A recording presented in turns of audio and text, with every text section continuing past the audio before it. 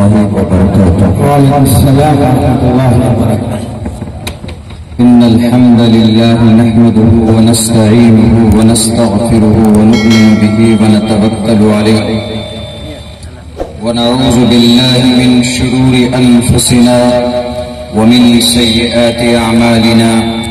मन यहदिहिल्लाहु फला मुज़िल्ल लहु व मन युज़लिलहु फला हादिय लहु व नशहदु अल्ला इलाहा इल्लल्लाहु वहदहु ला शरीका लहु व नशहदु अन्न सय्यदना व मौलाना मुहम्मदन अब्दुहु व रसूलुहु।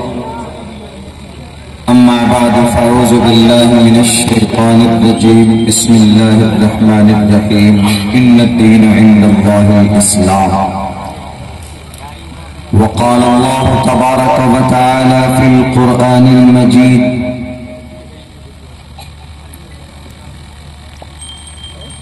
कुन्तुम खैर उम्मतिन उखरिजत लिन्नास तअमुरून बिल मारूफ व तनहौन अनिल मुनकर व तु'मिनून बिल्लाह। सदक़ल्लाहुल अज़ीम।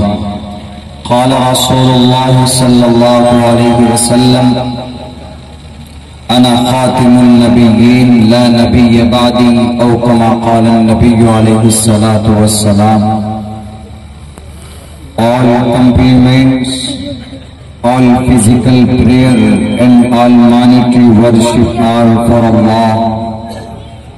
Peace be upon you, O Prophet.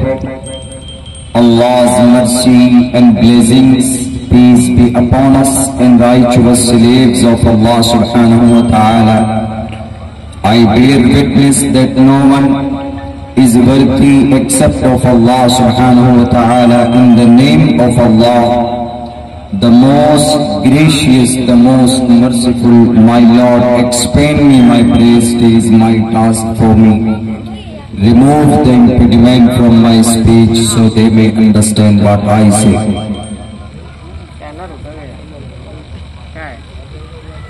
बहुनाम जन्म नामन्ते ज्ञानवान माम परपतिज्ञते वासुदेवः सर्वमिति समहात्मा सुदुर्लभः। उदारा सर्व एवेति ज्ञानी तात्मेव मयिमतम्। आस्थितः सहि युक्तात्मा मामेवामुत्तमां गति। मातृमां पितृमां चार्यावान पुरुषो वेदः प्रशस्ता धार्मिकी विदिति यस्य स मास्मगमः। तस्मात् शास्त्रं परमाणं तिकार्य अकार्य बुधस्थितो ज्ञात्वा शास्त्र विधानोक्तं कर्म कर्तुमर्हसि। ओम नमः भगवते वासुदेवाय विश्वेश्वर आदि पुरुष अपरंपार अल्लेख पुरुषा नमः। ओम सहनावतु सहनो भुनक्तु सहवीर्यं कर्मामहे तेजस्वनावदीदवस्तु मा विद्विषावहे। ब्रह्मानंतमनादि विश्वपुर्धजम् सत्यं परम शाश्वतं विद्या यस्य सनातनी निगम हृदय। ओम शांति, ओम शांति, ओम शांति। सदर मोहतरम स्टेज पर तशरीफ फरमा मुअज़्ज़ज़ उलमाए किराम और इस तालीमी बेदारी कॉन्फ्रेंस के बैनर तले जमा होने वाले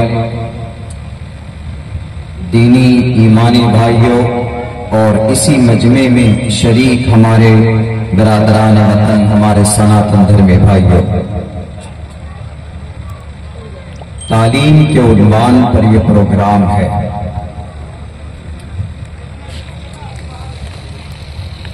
इसमें कोई शक नहीं है कि जब तक तालीम ना हो,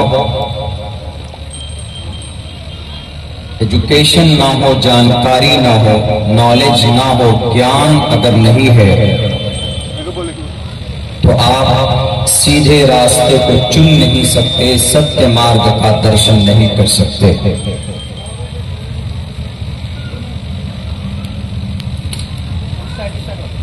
चाहे वो धर्म की बात हो,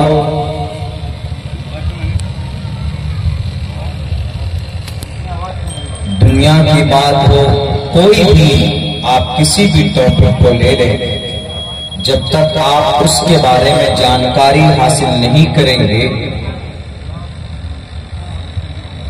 तो you can not do anything, आप कुछ नहीं कर सकते।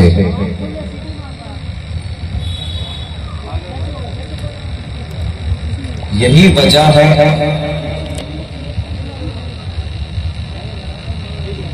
अब से तकरीबन 1458 साल पहले अल्लाह तबारक व तआला ने जनाबे मोहम्मद रसूलुल्लाह सल्लल्लाहु अलैहि वसल्लम को सबसे पहला पैगाम आसमान से जमीन पर जो भेजा वो तालीम के ताल्लुक से, पढ़ने के ताल्लुक से भेजा। Iqra बिस्मि रब्बिकल्लज़ी, Iqra, and this is first आया Allah subhanahu wa ta'ala has been sent down to the earth from the sky, आसमान से जमीन पर अल्लाह ने सबसे पहला पैगाम, सबसे पहली वही यही नाजिल की, और इसमें सबसे इशारा इस तरफ है, इक़रा, पढ़ो, you have to just read, you have to get knowledge, तालीम हासिल कीजिए, नॉलेज हासिल कीजिए।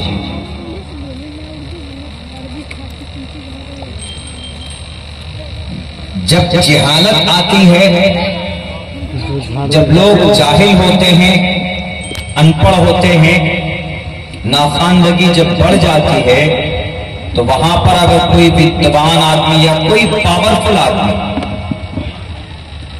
उनको बहुत आसानी से उनको बेवकूफ बना सकता है, उसको अपने कब्जे में कर सकता है। वो ये कहेगा कि देखो मैं पावरफुल आदमी हूं, तुमको ये करना है अपनी लाइफ में। वो आदमी सोचता है कि इतना महान इंसान है, इतना बड़ा आदमी है, इतनी प्रॉपर्टी का मालिक है, इनकी बातों में जरूर दम होगी, वो उनकी बातों को फॉलो करता। हालांकि जिंदगी में कोई भी समस्या हो, श्रीमद् भगवद गीता में श्री कृष्ण जी का एक आदेश मौजूद है, वो ये है कि तस्मात् शास्त्रम प्रमाणम ते कार्य। इंसानों इस जमीन पर तुम किसी चौराहे पर खड़े हो जाओ किसी मसले को लेकर, यानी ऐसा मसला सामने आया कि तुमको समझ में नहीं आता कि तुमको करना क्या है,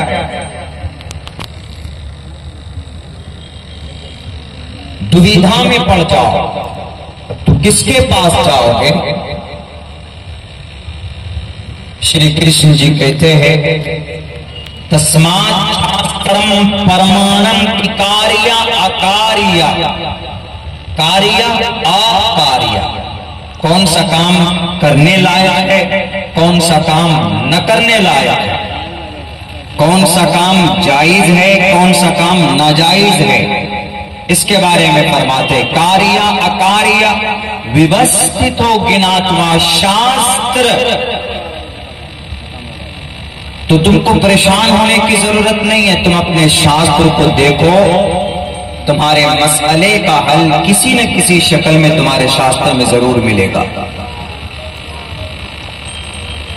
लेकिन आजकल होता क्या है, शास्त्र है, धर्म शास्त्र है, ईश्वरीय ग्रंथ है, उसको नहीं मानते, बोलते हैं सब में, हिंदू में भी मुस्लिम में भी। अल्लाह ने कुरान में बयान किया है साफ वाज़ेह लफ्जों में, ला युमिनून हत्ता युहक्किमुका फीमा शजरा बैनहुम। ए मुसलमानों, अगर तुम्हारे आमाल और अफ़आल अगर कुरान सुन्नत के मुताबिक ना हो, ला युमिनून, तुम मुसलमान नहीं हो। मतलब सेम है। गीता के इस उपदेश का भी और कुरान करीम की इस आयत का भी, इसमें और वसअत है कुरान में। अगर मुसलमान अपने मसले का हल कुरान और हदीस में नहीं ढूंढेगा, अपनी शरीयत में नहीं ढूंढेगा, तो लाख मेहनत और कोशिश कर ले, वो इंसान कामयाब नहीं हो सकता। ये हमारा अकीदा है। ला युमिनून, ये रब्बे ज़ुल जलाल का फरमान है, ला युमिनून हत्ता युहक्किमूका फीमा शजरा बैनहुम। कुरान और हदीस, कुरान और सुन्नत शरीयत को छोड़कर किसी मसले पर अमल करोगे, शरीयत को बालाए ताक रखकर, you are not able to, you can't be a completely Muslim. Gita भी यही कहती, श्रीमद् भगवद गीता में कहा गया कि अगर तुमने शास्त्र को छोड़ दिया, शास्त्र की बातें नहीं मानी, यह शास्त्र विधि मुत्सुरज्जे है। जो इंसान, जो मनुष्य, मैंने शुरुआती जमाने में बेंगलोर की सरजमीन पर रहकर इसका एनालिसिस किया था, वो मैंने कई जगह बयान भी किया और अब भी बोलता हूं। यह संस्कृत में यह जो के लिए इस्तेमाल होता, यह शास्त्र विधि, विधि मतलब कानून, ये शास्त्र विधि मुत्सुरज्जे, जो मनुष्य शास्त्र के कानून को मुत्सुरज्जे छोड़ देता है, वर्तते हो जाता है। कैसा? मन परस्त हो जाता है, ख्वाहिश परस्त हो जाता है। यानी मन की बातों को सुनता है। मन में आया शराब पीना है तो शराब पी लिया, मन में आया कि चोरी करना है तो चोरी कर लेते। यानी जो बुरे काम होते हैं वो अच्छा लगता है, वो कर बैठता है। मुत्सुरज्जे, वर्तते हो जाना, अरबी में इसको वर्तते काना यकूनु, वर्तते काम कारता, ख्वाहिश परस्त हो जाता है, मन परस्त हो जाता है। ना सा शुद्धिम बापति, उस मनुष्य को कभी भी मुक्ति नहीं मिल सकती। जो इंसान अपनी ख्वाहिश के मुताबिक जिंदगी गुजारेगा, उसको कभी मुक्ति नहीं मिल सकती। न सा सिद्धिम बापति, न सा शुद्धिम बापति, दोनों लफ्ज इस्तेमाल किया गया। एक तो कामयाब नहीं हो सकता वो, और आगे क्या बताया? न सा सिद्धिम बापति, न सा शुद्धिम बापति, न सुखम, उसको सुख भी नहीं मिल सकता। न प्राण गति, मरने के बाद वो कभी स्वर्ग नहीं जा सकता, परम पद उसको नहीं मिल सकता।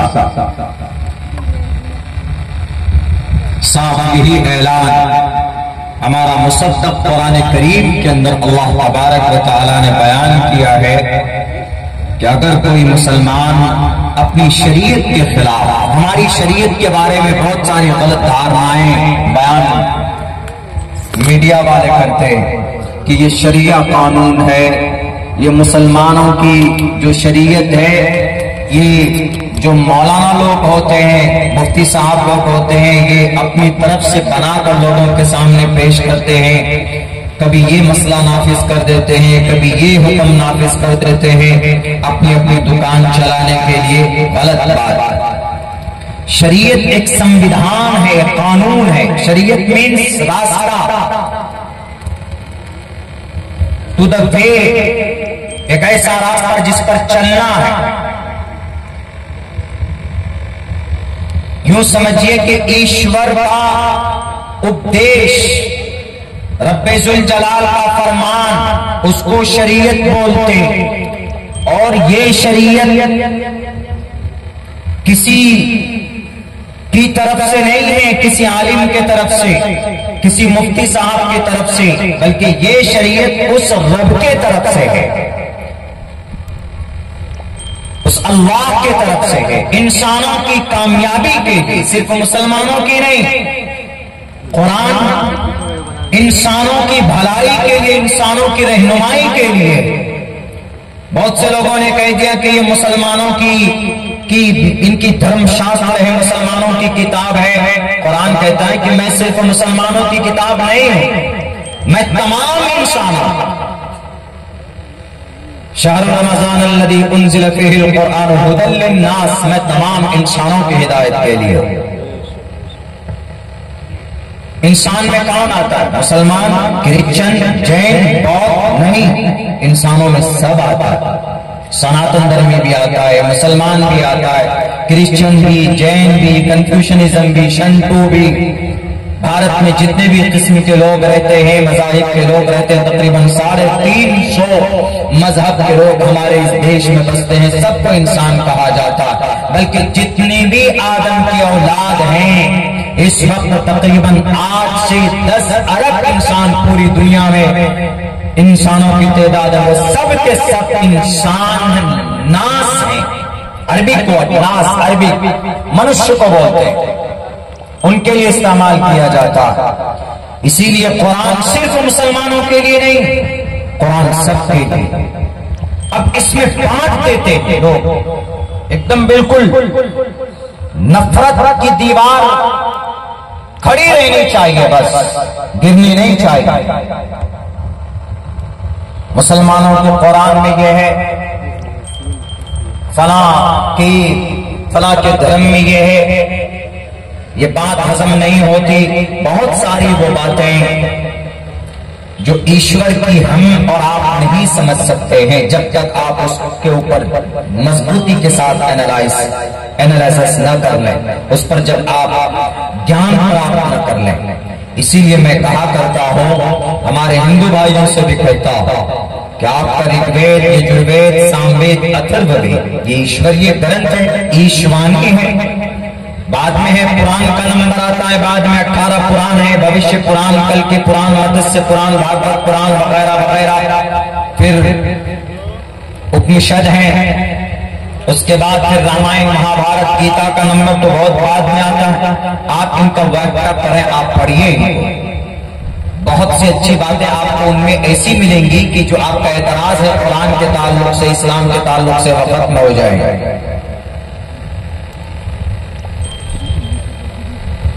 जो मीडिया के जरिए, टीवी के जरिए से, सोशल मीडिया के जरिए से जो गलत बातें और गलत साजिशें हमारे और आपके बीच में पैदा की जाती है, आप पढ़ेंगे तो खत्म होगा। और इस बात पर जोर दिया गया, जैसे कुरान करीम में अल्लाह ने कहा, सबसे पहला पैगाम, ए मोहम्मद, इक़रा बिस्मि रब्बिकल्लज़ी खलक़, उस रब के नाम से पढ़िए जिसने आपको पैदा किया। इक़रा पढ़िए।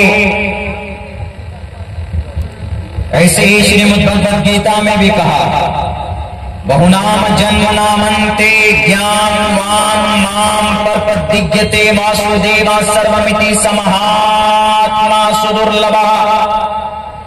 इंसान महात्मा बनता है ज्ञान के जरिए से, पैसों से कोई महात्मा नहीं बनता, दौलत से कोई महात्मा नहीं बनता, गद्दी, कुर्सी, पावर, इनसे कोई महात्मा नहीं बनता, महापुरुष नहीं बनता है। इंसान महात्मा, महाआत्मा, बड़ी आत्मा, जैसे भगवान भाग्यवान है। असल में भगवान शॉर्ट में बोलते हैं, असल में भाग्यवान, भाग मतलब किस्मतवान में सवाल, किस्मतों का जो मालिक है, किस्मतों का मालिक कौन है? ईश्वर है। इसीलिए ईश्वर का एक नाम भगवान है, शॉर्ट में बोलते। महात्मा असल में महाआत्मा है। और इंसान महाआत्मा, इंसान बड़ा कब बनता है? जब उसके अंदर ज्ञान आ जाए, जब उसके अंदर नॉलेज आ जाए, जब उसके अंदर हमदर्दी आए, जब उसके अंदर इंसानियत आए, तब वो इंसान महात्मा, महापुरुष बनता है। पैसों से, दौलत से, ताकत से, गाड़ी बंगलों से कोई महात्मा नहीं बनता है। हमारे इसी भारत की इतिहास और इसकी सरजमीन के ऊपर ऐसे ऐसे वाकयात आपके सामने, हमारे इस देश के अंदर जो कानून लिखा गया, उस कानून को लिखने वाले कौन? डॉक्टर भीमराव अंबेडकर साहब। वो एक बहुत ही छोटे उनसे समाज से आते, शूद्र समाज समझिए उनसे आते। हालांकि ये एक तकसीम है जिसको गलत करार दिया गया है। शूद्रो ब्रह्मण तामिति ब्रह्मणश्चैति शूद्रताम क्षेत्रियो याति वित्रत्वम विघाद्वीच्यम तथे चचा सहे के बात्रपति परजानाम कथम पुनर्जति कीर्त प्रभेदा। मतलब इसका ये है कि ईश्वर एक, उसने इंसानों को एक पैदा किया और इंसान बुरा और नापाक जब बनता है जब उसका अमल बुरा। कोई इंसान पैदाइशी एतबार से नापाक नहीं होता। बहरकैफ उस पर मुझे नहीं जाना। डॉक्टर भीमराव अंबेडकर एक छोटे तबके से आते थे, बहुत छोटी बिरादरी से उनका ताल्लुक था। जब देश आजाद होता तो हमारे इस देश के एक बड़े डॉक्टर साहब पहुंचते हैं ऑक्सफोर्ड यूनिवर्सिटी लंदन और वहां जाकर पूछते हैं कि I need a person, great person. हमें एक ऐसे महान इंसान की जरूरत है जो बहुत ज्यादा नॉलेज रखने वाला हो, बहुत ज्यादा ज्ञानी हो, जो गुरु ज्ञानी हो। हमें ऐसा शख्स चाहिए। ताकि क्या करोगे? ताकि हमें भारत की तकदीर लिखनी है, हमें भारत का संविधान लिखना है। उन्होंने कहा कि why did you come here from India? India से यहाँ क्यों आए? इंडिया ऑलरेडी है। इंडिया के पास तो खुद ब खुद एक ऐसा आदमी है जो बहुत बड़ा ज्ञानी। डॉक्टर साहब ने पूछा, पंडित जवाहरलाल नेहरू ने पूछा कि उसका नाम क्या है, बताइए, मैं उनसे मिलना चाहता हूं। उन्होंने कहा कि भीमराव अंबेडकर साहब। डॉक्टर साहब ने कहा कि उनको लोग एक्सेप्ट नहीं करेंगे इसलिए कि निचली बिरादरी से आते हैं, छोटी बिरादरी से आते हैं, एक छोटे खानदान से आते हैं, उनको दुनिया नहीं कबूल करेगी। भारत के अंदर लोग तो बिल्कुल कबूल नहीं करेंगे। फिर उनकी लिखी बिहार की किताब जो सबसे खूबसूरत बनने वाली थी वो कैसे कबूल कर सकते? तो उन्होंने कहा कि पंडित जवाहरलाल नेहरू साहब, आपके मुल्क में, आपके देश में क्या क्या अकीदा है, क्या क्या कॉन्सेप्ट है, हम तो नहीं जानते, लेकिन मैं इतना जरूर जानता हूं डॉक्टर भीमराव अंबेडकर इतना बड़ा ज्ञानी है कि उस वक्त भारत के अंदर उससे ज्यादा पढ़ा लिखा इंसान नहीं था। कहा क्यों? ताकि तुम्हारे पास कितनी डिग्रियां? आपके पास ज्यादा से ज्यादा 3 से 4 डिग्रियां। आप ज्यादा से ज्यादा डॉक्टर ऑफ फिलॉसफी, आपने पीएचडी कर लिया है तो डॉक्टर ऑफ फिलॉसफी बन गए। आप ज्यादा से ज्यादा कुछ हैं, इनसे और ज्यादा आगे नहीं हो सकते।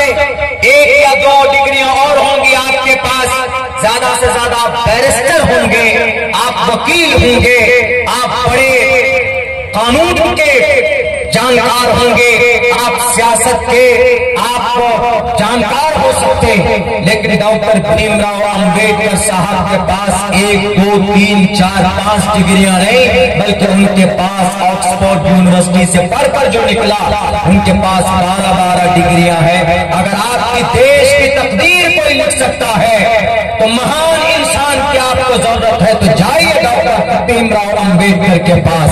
दुनिया जानती है आज जो पूरी दुनिया के अंदर सबसे खूबसूरत संविधान अगर किसी मुल्क का माना जाता है तो हमारे भारत का माना जाता है। Beautiful book The human beings has been written by the human beings Indian Constitution, जो एक महान इंसान के जरिए से लिखा गया। और भी लोग थे उसके अंदर, संविधान समिति के अंदर और भी लोग थे, लेकिन डॉक्टर भीमराव अंबेडकर चेयरपर्सन थे, वो अध्यक्ष थे उस कमेटी के। तो पता ये चलता है कि इंसान महान बनता है, इंसान बड़ा बनता है, ज्ञान से बनता है। इसीलिए श्री कृष्ण जी ने इस बात पर जोर दिया कि बहुनाम जन्म नामंते ज्ञान मान नाम परपद्यते वासुदेव सर्वमिति समहात्मा सुदुर्लभा। इंसान महात्मा बनता है ज्ञान के जरिए से। और भी एक जगह पे कहा कि जो इंसान ज्ञानी होता है उनकी इज्जत करो, उनका सम्मान करो, इसलिए कि कहा गया ज्ञानी तात्मेव मैमतम आस्तितः संयुक्तात्मा तमाम गति। इसमें यूं कहा गया कि जिसके अंदर ज्ञान है, हमारे जितनी भी उलमाए किराम है, पता है इनकी जूतियां जितने भी हमारे कौम के लोग हैं सर पर रखते हैं, इनसे हाथ मिलाते हैं, इनसे मोहब्बत करते हैं। क्यों? इस वजह से कि इनके अंदर ज्ञान है, इनके अंदर अल्लाह की शरीयत का नॉलेज है, अल्लाह की मुकम्मल मार्फत इनके पास होती है। इसीलिए श्री कृष्ण जी ने बहुत अच्छी बात कही, यूं कही उन्होंने कि बहुनाम उदारा सर्व एवैते ज्ञानी तात्मेव मई मतम आस्थितः सदयुक्तात्मा मेवानुत्तमानुगति, कि जिस इंसान में ज्ञान है गोया ज्ञान ईश्वर की सिफत है। जैसे इल्म अल्लाह तबारक व तआला की तरफ से है, इल्म नॉलेज ज्ञान। तो गीता में तो यूं कहा कि जिसके अंदर ज्ञान हो समझ लीजिए कि वो उसके अंदर ईश्वर है, ईश्वर का गुण है तो बोला ईश्वर है। जब उसके अंदर ईश्वर है तो जैसे ईश्वर का सम्मान करते, उनकी पूजा प्रार्थना करते हैं, तो ऐसे जिसके अंदर ज्ञान हो उनकी इज्जत करो। और वो चीज अल्हम्दुलिल्लाह हम मुसलमान करते हैं भारत के अंदर। उलमा को इतनी इज्जत क्यों देते हैं हमारे लोग? इसलिए कि उनके अंदर इल्म है, उनके अंदर कुरान का नॉलेज है, उनके अंदर हदीस का नॉलेज है, उनके अंदर शरीयत का नॉलेज है। अपनी तरफ से कुछ नहीं करते, अपनी तरफ से किसी को कुछ कहने की परमिशन नहीं है। वमा यंतिकु अनिल हवा इन हुवा इल्ला वह्युन यूहा। आज शरीयत का कोई भी हो, नमाज है, रोजा है, ज़कात है, हज है, पर्दा है, तलाक है, ये जितने भी मसाइल हैं ये सारे मसाइल शरीयत में मौजूद है।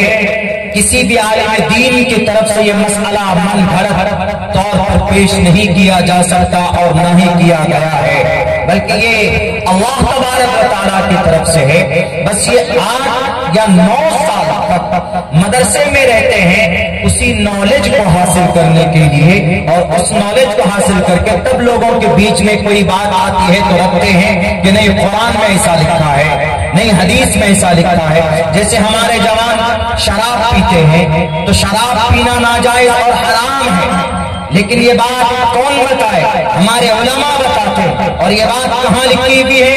ये बात कुरान में भी है और ये बात अहादीस में भी है। अल्लाह के नबी फरमाते हैं कि तमाम बुराइयों की जड़ शराब में है, शराब में।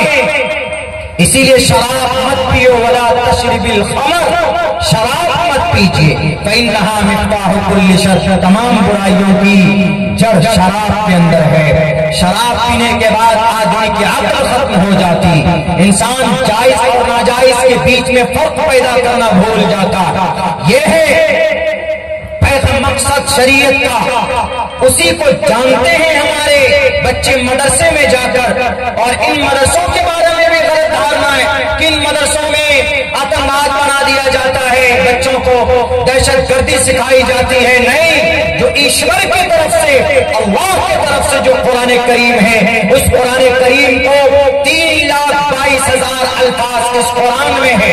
हमारे मासूम बच्चे फजर की नमाज यानी 3 बजे भोर में, यानी रात के बिल्कुल आखिर हिस्से में 3 बजे उठकर रखते हैं, उसको याद करते हैं। और अल्हम्दुलिल्लाह पूरी दुनिया के अंदर पूरी दुनिया ने भारत में तकरीबन 6.5 लाख ऐसे हैं हाफिज़ कुरान आपको मिलेंगे जिनके सीने में कुरान करीम है। वो इन मदरसों के अंदर कुरान को याद करते हैं और रमजान के महीने में कुरान सुनाते हैं, और इसी कुरान को समझने के लिए 8-9 साल तक मदरसे में खर्च करते हैं। आई स्पेंड, हमने 14 साल मदरसे में खर्च किए। मैं हाफिज़ कुरान हूँ अल्हम्दुलिल्लाह। हमने पढ़ा, हमने मदरसे की जिंदगी देखी, मदरसे में क्या होता है। ये तो लोगों ने सिर्फ वैसे ही वावेला और गलत बातें मदरसे के ताल्लुक से फैलाई हुई है कि नहीं मदरसों के अंदर आतंकवाद पैदा किया जाता है, मदरसे में कुरान पढ़ाया जाता है, कुरान पढ़कर कोई जिहादी बनता है, कुरान पढ़कर कोई आतंकवाद बनता है। अल-याज़ बिल्लाह, ये सारी बातें गलत है। हाँ, कुरान करीम के अंदर जंग करने के अहवाल मौजूद है। जंग करना कभी कभी जरूरी हो जाता है, जैसे महाभारत की जंग है, पांडवों की जो लड़ाई, श्री रामचंद्र जी और रावण की लड़ाई, जिसकी वजह से रामायण वजूद में, महाभारत, श्रीमद् भगवत गीता में पहला जो श्लोक है वो जंग पे ही है। धर्म क्षेत्रे कुरुक्षेत्रे समवेता योत्सवः मामका पांडवाश्च किम कुर्वत संजयः।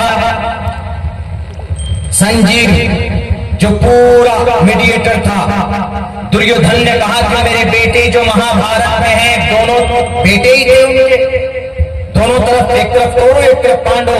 वो कह रहे जरा बताओ कि मैदान में कौन मेरा बेटा जीत रहा है, कौन बेटा मेरा हार रहा।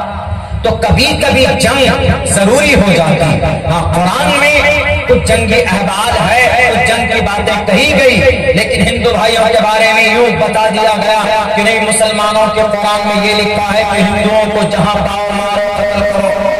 फकुलू मिम्मा फकुल मुशरिकीन है वजदतुम, मिसाइल को पेश कर देते, मीडिया वाले बार बार चलाएंगे, देखो कुरान में ये लिखा है फकुल मुशरिकीन है वजदतुम, मुशरिकीन को जहां पाओ वहां कत्ल कर दो। ये लोग मीडिया वाले पता क्या तर्जमा करते, जहां पर हिंदू मिले, सनातन धर्मी मिले, वहीं पर उनको मार दो। बिल्कुल गलत है, बिल्कुल गलत है। अगर कोई डाकू आपको रास्ते में मिल जाए और आपकी जान बिल्कुल खात्मे पर, मर्डर होने वाला हो आपका, उस वक्त आप क्या करेंगे? उस वक्त की ये सिचुएशन, अल्लाह के नबी अलैहिस्सलाम मक्का से मदीना गए, वादा हुआ, गठबंधन हुआ, हम और आप नहीं लड़ेंगे यहूदियों से, कोई लड़ेगा नहीं। लेकिन बीच में कुछ यहूदियों ने कहा कि अच्छा ठीक है, अंदर अंदर तुम्हारी जड़ काटता हो। उन्होंने साजिशें रचनी शुरू की कि मोहम्मद को मारो, इनका खात्मा करो। जब मोहम्मद रसूलुल्लाह सल्लल्लाहु अलैहि वसल्लम को पता चला तो उस वक्त का फख्तुल मुशरिकीन है तो वजदतमुहुम, इन नालायकों को जहां पकड़ो वहीं पर मार दो। वरना कुरान तो बिना किसी बात के अगर किसी एक इंसान को कोई मारता है, कत्ल करता है, तो उसने पूरी इंसानियत का उसने खात्मा कर दिया, उसका कत्ल कर दिया। अरे इस्लाम में किसी को जुबान से तकलीफ देने की परमिशन नहीं है, इजाजत नहीं है।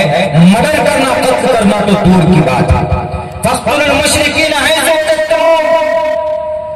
जहां पाओ मार दो, गलत तर्जुमा। ऋग्वेद के अंदर कहा गया तुम तूटी तरुषता, शत्रु को जहां पाओ उनको मार गिराया, जहां पाओ मार दो, रुको मत, जर्रा बराबर डरने की जरूरत नहीं है। महाभारत के मैदान में अर्जुन ने हथियार डाला था कि नहीं डाला था? नहीं लड़ूंगा मैं, क्यों? मेरे सामने मेरे रिश्तेदार है, मेरे सामने मेरे चचा है, मेरे सामने मेरे कजन हैं, मेरे सामने मेरा वो देखो मेरे गुरु मौजूद हैं, मैं कैसे लड़ सकता हूं? मैं नहीं लड़ूंगा। श्री कृष्ण जी ने कहा कि अर्जुन, कृष्ण जी 8वें अवतार हैं विष्णु के,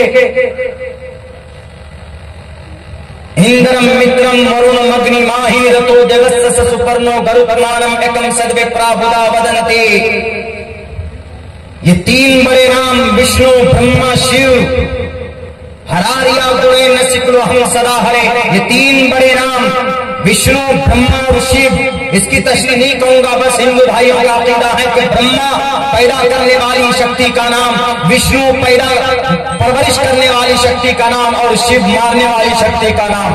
विष्णु के ही 7वें अवतार रामचंद्र जी हैं और विष्णु के 8वें अवतार श्री कृष्ण जी। और अवतार क्यों लेते हैं? हिंदू भाइयों का अकीदा यह है कि जब कहीं पर कोई बुराई होती है तो उस वक्त इंसानी रूप धारण करके परमात्मा आता। गीता में कहा गया यदा यदा ही धर्मस्य ग्लानिर्भवति भारत अभ्युत्थानम धर्मस्य तदात्मानं सृजाम्यहम्। वो उस बुराई का खात्मा करता है, इंसानी रूप धारण करके आता। हमारा अकीदा ऐसा नहीं है, हमारे अकीदे में थोड़ी सी ट्विस्ट है। हमारा अकीदा ये है, इस्लाम का अकीदा ये है, कुरान का अकीदा ये है कि इंसान की रूप में, इंसान की शक्ल में रब नहीं आता, बल्कि रब भेजता है। इंसानों के बीच में ही किसी इंसान को खड़ा कर देता है नबी और रसूल बनाकर, और फिर अपना पैगाम फरिश्तों के जरिए से उन तक पहुंचाता है। और उनकी नबी और रसूल की तादाद तकरीबन 1,24,000 अंबिया किराम इस दुनिया में आए। उन्हीं नबी में से, पैगाम पहुंचाने वालों में से सबसे लास्ट और सबसे बड़े और सबसे आखिर में जनाब मोहम्मद रसूलुल्लाह सल्लल्लाहु अलैहि वसल्लम आए।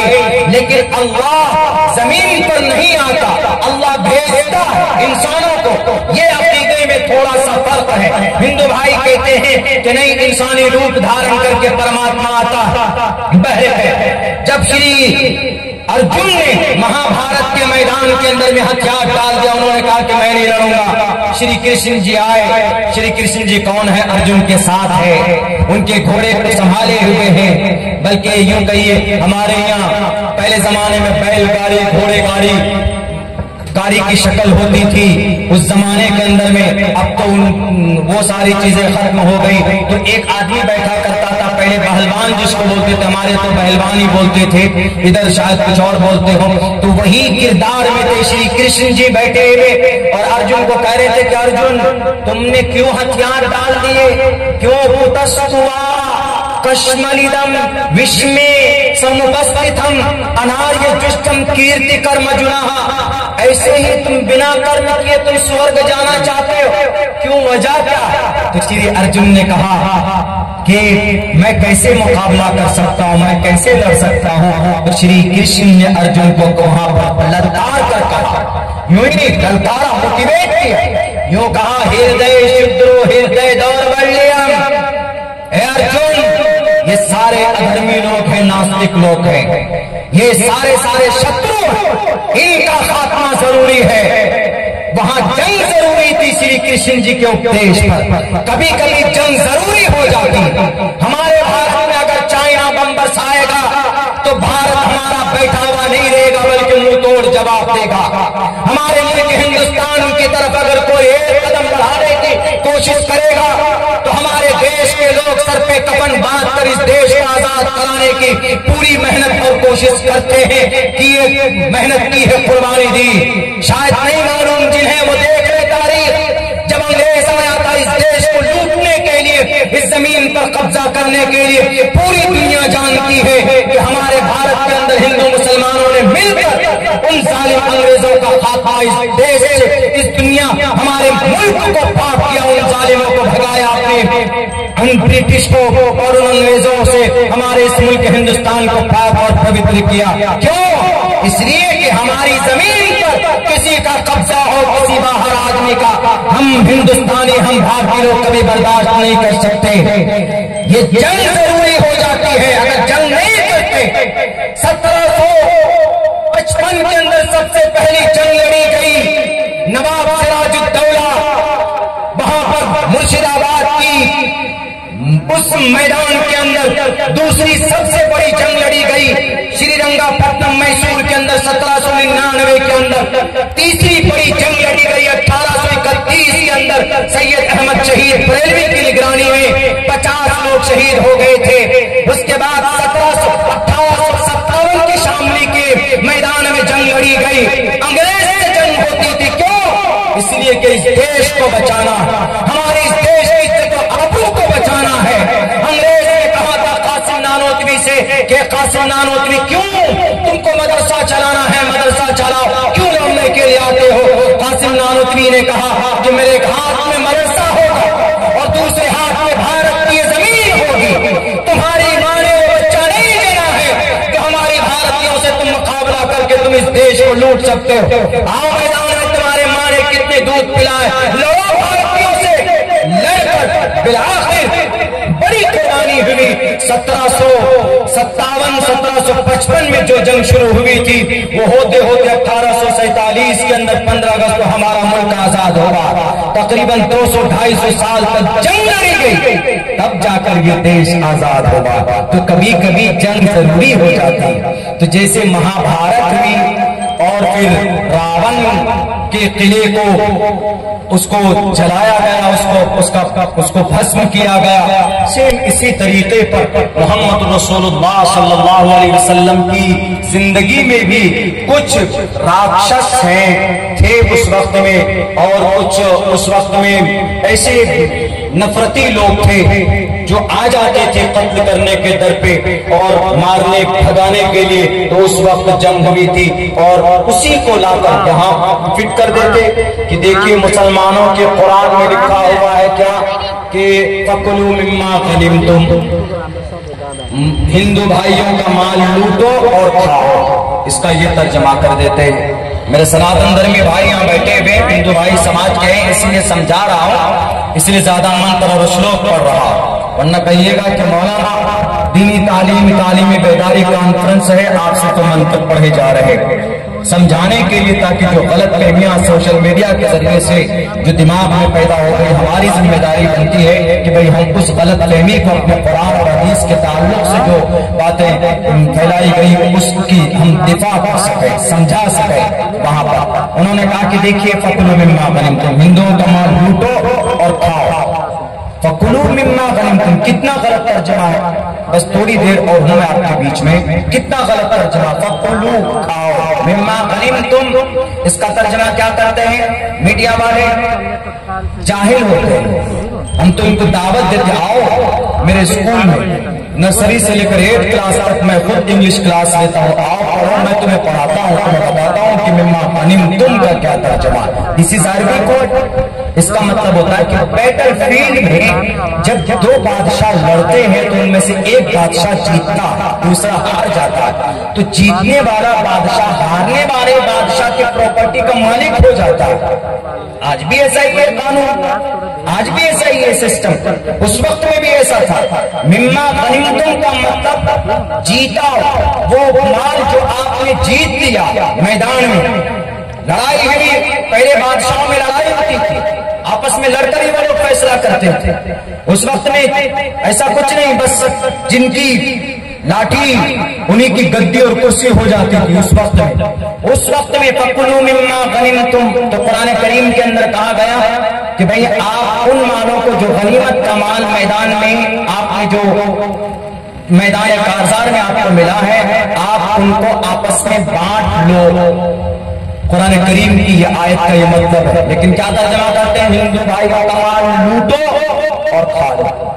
इस्लाम में राय के दाने के बराबर भी एक इकन्नी कोई ले नहीं सकता। अगर कोई ले लिया तो कल कयामत में अल्लाह तबारक व तआला माफ नहीं करेगा। क्यों? हुकूकुल्लाह माफ कर सकता है, हुकूकुल इबाद को माफ नहीं करेगा। बंदे कहा कि अगर आपने किसी की जमीन, किसी के पैसे आपने दुनिया में ले लिए तो आपको देना पड़ेगा, कल कयामत में अल्लाह माफ नहीं करेगा। इस्लाम में तो ये फिर माल लूट कर खाना, ये तो बहुत बड़ा गुनाह, बहुत बड़ा जुर्म हो गया।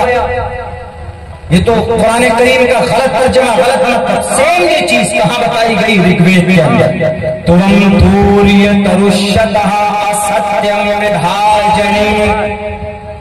अपने शत्रु को मार दो, शत्रु को मारने के बाद जो मैदान में, बैटल फील्ड में, जो जंग के मैदान में, रणभूमि में जो तुमको प्रॉपर्टी मिले, वहां से जो दौलत मिल जाए, सत्यम विभाजनी, ईमानदारी के साथ आपस में बांट लो। मिम्मा गनिमतुम का तर्जमा। इसीलिए हम कहते हैं टोटल मीडिया वालों से या उन लोगों से, उन सियासी लीडरों से भी कहना चाहते हैं कि खुदा के वास्ते शास्त्रों को बदनाम मत कीजिए। आपके शास्त्र में, मुसलमानों की शरीयत में जो बातें पेश की गई है, नफरत की दीवार खड़ी करके कि मुसलमानों की शरीयत में यह है, हिंदू धर्म की उनके धार्मिक ग्रंथों के अंदर ये बातें कही गई है लड़ाने की, ऐसा कुछ नहीं है। जो प्योर है, हमारा कुरान प्योर है, इसके अंदर कोई इंसान हस्तक्षेप नहीं कर सकता। कोई 1450 साल से सेम ऐसे, कोई तब्दीली नहीं। दुनिया के किसी भी मुल्क का कुरान उठा लिया आपको वही मिलेगा, अल्हम्दुलिल्लाह से शुरू मिनल जिन्नति वन नास तक पर उसका खात्मा। लेकिन मेरे हिंदुस्तान के हिंदू भाइयों, अगर यकीनन पुराना आपको मुसव्वदा मिल जाए, आपको ऋग्वेद का, मेरे पास है, मेरे पास गीता भी है, मैं राजस्थान से लेकर आया हूं, भीलवाड़ा डिस्ट्रिक्ट से। मेरे पास पुराने नुस्खे हैं, यानी पुरानी जो किताबें हैं, नए नए के अंदर में तो थोड़ी सी तब्दीली हो गई है और पब्लिकेशन के एतबार से, लेकिन जो पुराना मुसव्वदा पढ़िए, बहुत अच्छी बातें, आपकी जीवन बदलने की बातें लिखी गई, पढ़िए उनको। ये जो विलन बना दिया गया जनाब मोहम्मद रसूलुल्लाह को, उनकी शरीयत को गलत। मिसाल के तौर पर पर्दा ले लीजिए, पर्दा, बुर्का। लोग कहते हैं कि कुरान में एक पर्दा है और ये औरत की तरक्की के अंदर रुकावट है। गलत बात। औरत की तरक्की में पर्दा रुकावट नहीं है। पर्दा सिर्फ कुरान में नहीं है, कुरान तो तस्दीक करता। पहले मंत्र देख लीजिए, ऋग्वेद का यह मंत्र जिसमें कहा गया, अधे पश्यस्तिमो परिसंतराम पादको हरमाते कौशल पतो। ए माँ, घूंघट आगे बढ़ा लो, जब रास्ते में तुम चलो तो तुम पैरों को मिलाकर चलो, तुम्हारे पांव की आवाज दूसरों को नहीं सुननी चाहिए, तुम्हारे पैर नहीं चमकने चाहिए। ऋग्वेद है। एक और मंत्र, यत्र नार्यस्तु पूजन्ते रमन्ते तत्र देवता तत्र तास्तु न पूजन्ते न रमन्ते न तत्र देवता। जिस घर में बेटी की इज्जत नहीं होती उस घर में ईश्वर की कृपा नहीं होती। जिस घर में बेटी का सम्मान होता है उस घर में ईश्वर रमन्ते, बसते हैं। अब देखिए कुरान क्या कहता है। कुरान करीम के अंदर अल्लाह तबारक व तआला पर्दे के ताल्लुक से कहता है, वक़र्न फी बुयूतिकुन्न वला तबर्रजन तबर्रुजल जाहिलियतिल ऊला। कुरान करीम के अंदर औरत से अल्लाह तबारक व तआला फरमाता है कि आप बिना बात के बाहर मत जाएं, आप जब जाएं तो बुर्के में जाएं, आपकी आंखें, आपकी शक्ल, आपके हाथ पैर नहीं दिखने चाहिए, ठीक नहीं है। ये बात कही गई कुरान करीम के अंदर। होगा तो इससे इसका फायदा क्या होगा? इसका फायदा ये होगा कि बिना पर्दे की जो औरतें बाहर जाती हैं और यानियत फैलती है, उसकी वजह से जिना का बाजार गर्म होता है। अगर जिना को कंट्रोल करना है तो पर्दा जरूरी और लाजमी, और ये पर्दा सिर्फ कुरान में नहीं, ये पर्दा ऋग्वेद के अंदर मौजूद है। जनाब मोहम्मद रसूलुल्लाह सल्लल्लाहु अलैहि वसल्लम 23 साल की जिंदगी में आप अलैहिस्सलातु वस्सलाम ने कई बातें समझाई। आप अलैहिस्सलाम के ऊपर इतने पत्थर बरसाए गए, जनाब मोहम्मद रसूलुल्लाह के सर से पैर तक खून बह रहा है। अल्लाह के नबी चाहते तो बहुत सारे दौलत के मालिक होते, बन जाते। आप चाहते तो रब्बे जुल जलाल जमीन को भी सोना बना देता, मट्टी को भी सोना बना देता जहां पर हाथ रखते। लेकिन मेरे भाइयों, आप अलैहिस्सलातु वस्सलाम, सिर्फ आपके अंदर ये दर्द था कि ये जो कौम है, ये जो रब के बंदे हैं, ये सिर्फ एक रब की इबादत करने वाली बन जाए और फिर जन्नत में जाने वाली कौम बन जाए, और कोई दूसरा मकसद नहीं था। 13 साल तक नबी मक्का में रहे, 13 साल तक इतनी तकलीफ दी गई, इतनी तकलीफ दी गई। आप अलैहिस्सलातु वस्सलाम को एक मौके पर आपके सहाबा को, आपके मानने वालों को जेल में कैद कर दिया गया। उस वक्त का जेल शैब अबी तालिब था, कई साल तक बंद कर दिया गया, ताले लगा दिए गए, खाने के लिए कुछ नहीं था। मकसद सिर्फ एक ही था कि भाई एक अल्लाह की, एक ईश्वर की हम बंदगी करें और किसी और की भक्ति और बंदगी न करें। जनाब मोहम्मद रसूलुल्लाह 13 साल तक तकलीफें बर्दाश्त करते रहे, लेकिन फिर भी यही दर्द लेकर चलते रहे। कह लोगों, या अय्युहन नास, या अय्युहल मुसलमान नहीं, या अय्युहन नास, ऐ इंसानों, क़ूलू ला इलाहा इल्लल्लाह तुफ़्लिहू, ला इलाहा इल्लल्लाह कह लो कामयाब हो जाओगे। ला इलाहा इल्लल्लाह मतलब एकम ब्रह्म द्वितीय नास्ते नहिना नास्ते किंचन एकम एवं अद्वितीयम। एक ही ईश्वर है, दूसरा ईश्वर नहीं है। एक ही परमात्मा है, दूसरा परमात्मा नहीं है। एक ही सर्वशक्तिमान है, एक ही अध्यादेव महान है, एक ही वसुदयामान है। उसी को ईश्वर, उसी को परमात्मा, उसी को परम शक्तिमान, उसी को अजनिमा कहा जाता है। उसी एक ईश्वर की भक्ति कर लो, उसके सामने सर को झुका लो, तुम्हारी जिंदगी का नैया पार हो जाएगा। लेकिन उस वक्त के जो पुराने लोग थे, उस वक्त जो 300 खुदाओं की इबादत करते थे, उन्होंने कहा कि अच्छा नया दीन लेकर के आया, बड़ी तकलीफ देते थे। एक मौके पर हजरत बिलाल हबशी के बारे में शायद आप लोग नहीं जानते, मेरे हिंदू भाई नहीं जानते, मुसलमान तो सुनते रहते।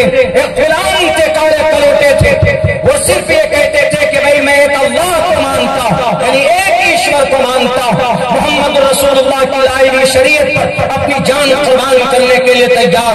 उनके जिस्म को, पूरी बॉडी को रेत पर लिटाकर ऊपर से भारी पत्थर का चट्टान रख देता था ताकि वो हिलने न पाए, लेकिन फिर भी वो यही कहते थे कि एक ईश्वर है, एक ही अल्लाह है, अल्लाह अहद का नारा लगाते थे। सिर्फ एक अल्लाह, सिर्फ एक ईश्वर। बीबी सुमैया के जिस्म के 2 टुकड़े कर दिए गए, फाड़ दिया गया था, लेकिन उन्होंने कहा कि ये कम्मा ब्रह्मा, उन्होंने भी यही कहा कि एक ही अल्लाह है, उन्होंने भी ये कहा कि एक ही ईश्वर है, उन्होंने ये कहा ला इलाहा इल्लल्लाह मुहम्मद रसूलुल्लाह, मेरी जान ईश्वर ने दी है, अल्लाह ने दी है। उस एक ईश्वर को मानकर उनके बताए हुए बातों पर अमल करके मैं अपने आप को फना कर देना चाहता हूं। अबू जहल उस वक्त का जालिम, उस वक्त का उद्योगपति, उस वक्त का सरदार, इस उम्मत का फिरौन अबू जहल था। इतना बड़ा जाहिल अनपढ़ गवार था कि उसने उस औरत का, बीबी सुमैया का, उनके दोनों टांगों को 2 मुखालिफ सिमतों में बांध देता, ऊंटों में बांध देता, बीच में लटका देता और कहता है कि सुमैया 80 साल की उम्र की थी बीबी सुमैया। वो कहता है कि सुमैया जान बचाएगी या अपनी आस्था बचाएगी? आस्था मतलब ईमान बचाएगी। उन्होंने कहा कि अबू जहल का ये सवाल, सारे लोग देख रहे हैं क्या हो रहा। अबू जहल का ये सवाल था कि जान या ईमान? अगर जान बचाओगे तो कहो जिस ईश्वर को हम मानते, जिन जिन ईश्वर को हम मानते, जिन जिन खुदाओं को हम मानते उनको मान लो, मोहम्मद का इनकार कर दो, एक अल्लाह को मत मानो। उन्होंने कहा, बीबी सुमैया ने कहा, 80 साल की बूढ़ी माँ, उन्होंने कहा कि अबू जहल ये दुनिया, ये वो नशा नहीं है जो तुम समझ रहे हो ना, ये वो नशा नहीं है। तुम लाखों जितने भी तुम्हारे पास जुल्म करने के तरीके आते हो तुम जुल्म कर लो, लेकिन ये सुमैया एक जान क्या, अगर ईश्वर, अगर अल्लाह मेरे मरते दम तक अगर 100 जाने दे दे, लाखों जाने दे दे, हर जान को एक ईश्वर पर, एक अल्लाह की जात पर कुर्बान करने के लिए तैयार है, लेकिन तुम्हारी शर्तों और तुम्हारी बातों को मानने के लिए तैयार नहीं। बस ये सुनना था। 2-3 बातें और कही बीबी सुमैया ने। अबू जहल का गुस्सा एकदम बिल्कुल 420 का पारा, एकदम हाई वोल्टेज की तरह। उन्होंने कहा कि इसके जिस्म के टुकड़े करो। दोनों ऊंटों को 2 मुखालिफ सिमतों में चला दिया जाता है। बीबी सुमैया के जिस्म को चीर कर रख दिया गया, लेकिन ईमान का सौदा नहीं किया। आज जो मोमिन के पास जो ईमान है, ये वही ईमान है। इसीलिए हम कहते हैं कि ईमान से बड़ी कोई दौलत नहीं। ईमान का मतलब एक अल्लाह को मानना। मरने के बाद दोबारा हमें ईश्वर के पास जाना होगा, अपने किए का हिसाब देना होगा। ये रब ने कुरान में बयान किया है। मेरे हिंदू भाइयों, ये जुर्वेद के अंदर भी कहा गया है, गुनाह पिता जनिता युविधाता धामानि वेद गुणानि विश्वा युदेवानाम नामदायक संप्रश्रम गुणायंतयन्या। मरने के बाद हर मनुष्य को ईश्वर के पास जाना है और अपने किए का वहां पर मुशाहदा करेगा। दुनिया में किया क्या क्या उसको देखेगा कि हमने क्या किया, और उसका जवाब देना होगा। अगर किसी बेटी की इज्जत लूटी है तो वो भी जवाब देना होगा। अगर शराब की है तो वो भी जवाब देना होगा। अगर बेईमानी की है तो वो भी जवाब देना होगा। अगर किसी को मारा पीटा है, किसी की जमीन हड़प कर ली है, तो उस सवाल का भी जवाब वहां पर देना होगा, बदला देना होगा, वहां पर हिसाब किताब होगा। ये जुर्वेद में तो साफ लफ्जों में कह दिया गया है। कुरान में तो यूं कहा गया कि एक अमल ला युगादिरु सगीरतन वला कबीरतन इल्ला अहसाहा। मुसलमान कोई इंसान कोई अमल करता है, ऐसा नहीं कि उसको रब छोड़ देता, दो फरिश्ते बैठा दिए किरामन कातिबीन यालमून मा तफअलून। आप कुछ भी करते हैं तो लिखा जाता है, कॉपी के अंदर लिखा जाता है, मेमोरी के अंदर रिकॉर्ड होता है। कल क़यामत में रब्बे ज़ुल जलाल के सामने वो खुलेगा, हर किसी को अपने किए का हिसाब देना होगा। बस मैं यही कहना चाहूंगा कि अगर हम सचमुच में जानना चाहते हैं कि भाई हमें कौन से रास्ते पर चलना चाहिए, कौन सा रास्ता अपनाना चाहिए, तो अपने ग्रंथों को पढ़ने की जरूरत, क्योंकि ऋग्वेद में भी एक ही ईश्वर का चर्चा है, जिसके अंदर कहा गया एक ही परमात्मा है, एक ही ईश्वर। जब ईश्वर एक तो कहा गया भक्तिवान से श्यामा, एक परमात्मा हम तेरी ही भक्ति कहते हैं। जैसे कि कुरान में रब ने कहा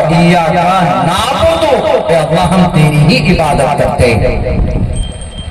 हमें किस एतबार से जिंदगी गुजारनी चाहिए, कौन सा तरीका हो, हम इबादत किसकी करें, हम भक्ति किसकी करें, ये सारी चीजें कुरान और हदीस में खोल खोल कर रब्बे ज़ुल जलाल ने बयान किया। बाकी कुरान और शरीयत किसी को नुकसान पहुंचाने के लिए नहीं है, बल्कि ये एक रास्ता है, एक सिस्टम है। बस आखिर में एक बात को बता दो, बस इतना समझ लीजिए कि आपके पास जो शरीर है, आपके पास जो बॉडी है, जब आप मरेंगे तो इसका खात्मा हो जाएगा। लेकिन अल्लाह के पास, ईश्वर के पास क्या जाता है पता है? ईश्वर अल्लाह के पास सिर्फ आपका अमल जाता है, आपका अमल जाता है। धर्म आपकी रक्षा कब करेगा? जब आप धर्म की बातों को मानेंगे।